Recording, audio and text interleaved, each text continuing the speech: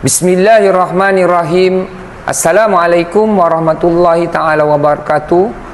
Nahmadu ala rasul karim.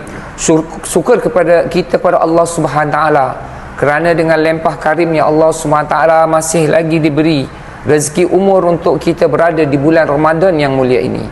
Sesungguhnya Allah Subhanahu Ta'ala sentiasa merahmati dan melindungi para mukmin yang melaksanakan perintahnya dalam setiap masa dan keadaan, terutamanya pada bulan Ramadan ini.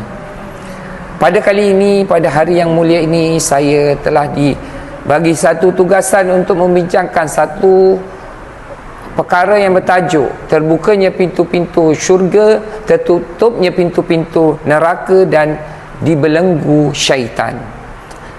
Di dalam hadis Nabi SAW daripada Abu Hurairah radhiyallahu anhu, bahawa Nabi SAW bersabda, "Iza jaa Ramadhanu futihat abwabal jannah wa ghulliqat abwaban nar wa sufidatil syayatin."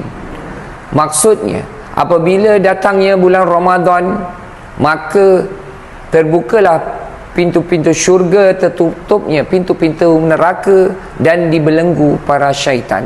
Saudara-saudara muslimi dan muslimat yang dimuliakan Allah Subhanahu wa Ta'ala, dunia ini penuh dengan drama.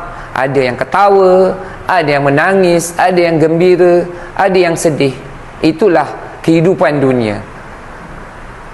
Tapi di sebaliknya, di kehidupan akhirat, manusia penuh dengan ketakutan dan penderitaan.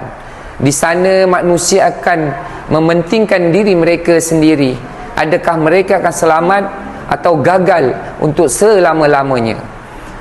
Dalam dunia ini, kita kena bina dua perkara. Yang pertama, dalam dunia ini kita kena bina dunia, dalam dunia ini kita kena bina akhirat.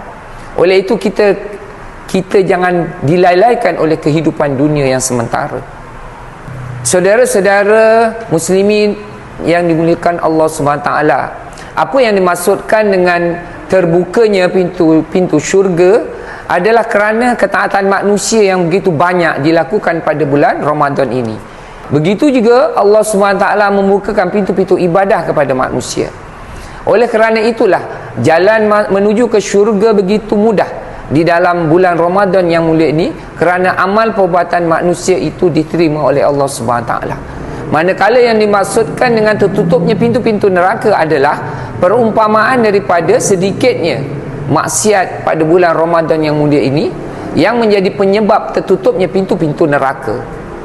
Pintu Jahannam ditutup sebagai gambaran kepada kita bahawa keampunan dan kemahapan daripada Allah SWT di bulan Ramadan sangat melimpah, sehingga mendorong para hambanya untuk banyak bertaubat dan memohon keampunan daripadanya.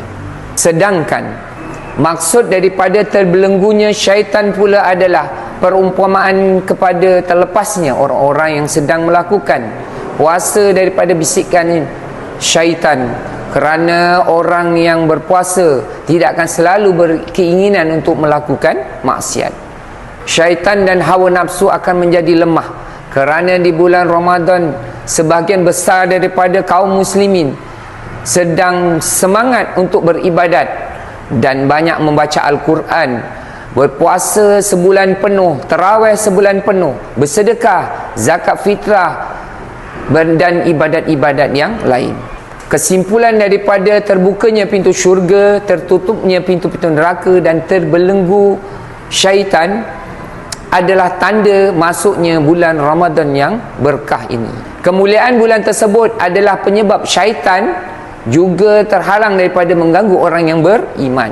Ini juga syarat bahawa pahala dan keampunan daripada Allah SWT begitu banyak pada bulan Ramadan. Harapan saya sebagai orang yang beriman perlu teruskan melakukan amal-amal soleh, amal-amal ibadat yang baik di sepanjang bulan Ramadan yang berkah ini.